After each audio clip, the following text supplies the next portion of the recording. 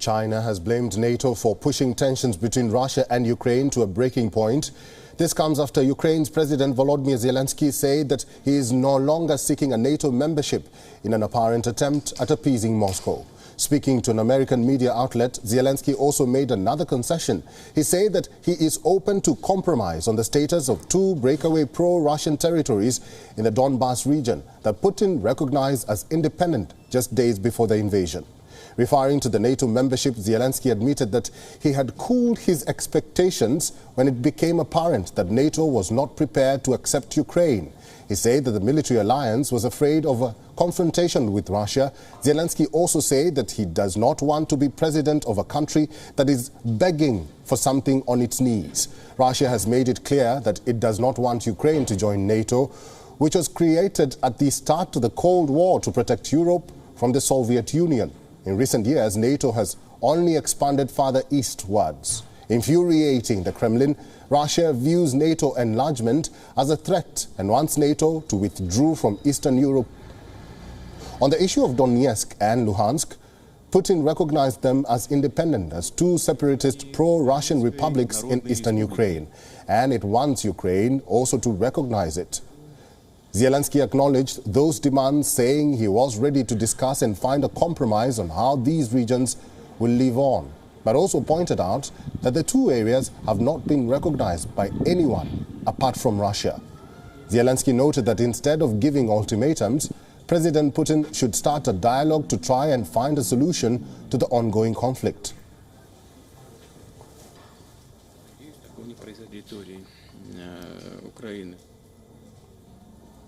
WION correspondent Rosie Butchard is now joining us live from Brussels. For more on this, Rosie, good to see you and welcome to this broadcast. Critics say that the latest move by Ukraine to cool down on joining NATO could be interpreted as President Zelensky offering an olive branch to President Putin.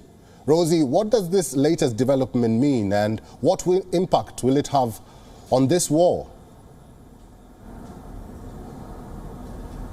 Well, I think it's not clear whether Ukraine has really renounced on all ambitions to ever joining NATO. As you mentioned, President Zelensky said he has cooled off on those ambitions. Now, Ukraine has made it no secret that it wants to join the NATO alliance, but it's also been very clear in its criticism towards NATO. We've heard President Zelensky really accusing NATO allies of not doing enough to support Ukraine. Remember, Ukraine wanted this no-fly zone over the country. NATO says that's simply a no-go. And the real core of that is, of course, that Ukraine is not a member of NATO and therefore not party to Article 5, which is the alliance's collective defence agreement, whereby one NATO ally, if threatened, can expect defensive support from the others. Ukraine, not being a member, can't expect that, and that's why there are no NATO boots on the ground. But certainly this is an interesting development from Ukraine to say they have they're now cooling off on this approach to membership. But it must be said that I think by most analysts' estimate, Ukraine was not really close to NATO membership anyway. It didn't fulfill some of the criteria, and it would have had to get unanimous backing from all 30 NATO allies. It's very hard to say to what extent that could happen quickly or at all. So Ukraine was not on a path towards imminent membership in any case. Rosie, away from that, let's talk about another issue. The European Commission has announced a plan to reduce gas imports from Russia by 2/3 this year. Do we have an update on that, and what impact will that have on the energy sector and even the economy of Europe? Yes, absolutely. Well, Europe has, or the European Union at least, has long been dependent on Russia when it comes to energy. But after this invasion, that dependence started really to be seen as downright dangerous. And that's why the European Commission unveiled this plan to cut dependence on Russian gas by 2/3 by the end of this year. The EU really hopes this will also accelerate the transition toward renewables. But of course, that simply won't happen overnight, that transition away from fossil fuels. Until very recently, at least, around 40% of EU gas imports came from Russia, and around 25 to 30% of its crude oil imports. So you can see it's a really important percentage when it comes to really keeping the lights on in Europe and fueling industry here.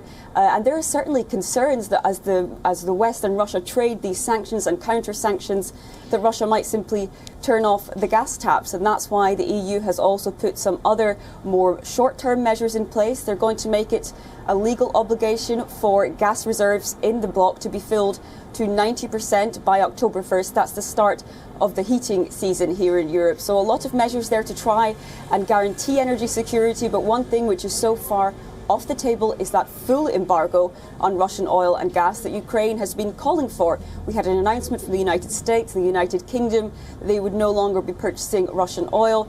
That is not the case for the European Union. It's rather looking to wean itself off of this dependence in the longer term. However, you know, the dependence here in the European Union is much more important, and that's why we've had countries like Germany, the Netherlands, and Hungary speaking out to say that a full embargo would simply have too much risk for energy security here in the European Union.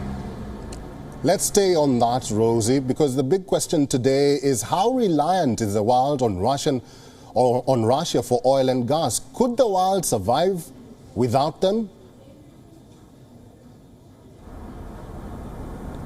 Well, certainly here in the European Union, there have been many steps taken to diversify energy sources over the past few months, even before this war broke out, this conflict broke out. We know the European Union, for example, has been in talks with countries including Qatar, Norway and Nigeria about diversifying energy supplies. They're going to be looking toward liquefied natural gas and pipeline gas instead of Russian natural gas to try and, as I said, wean itself off it. And of course, this is a real key cornerstone of the Russian economy. So they do think this will help reduce Russia's ability to finance this conflict. But of course, here in Europe, it's something that has to be done, leaders say, at least slowly but surely, in order to guarantee the security of supplies and energy across the continent here.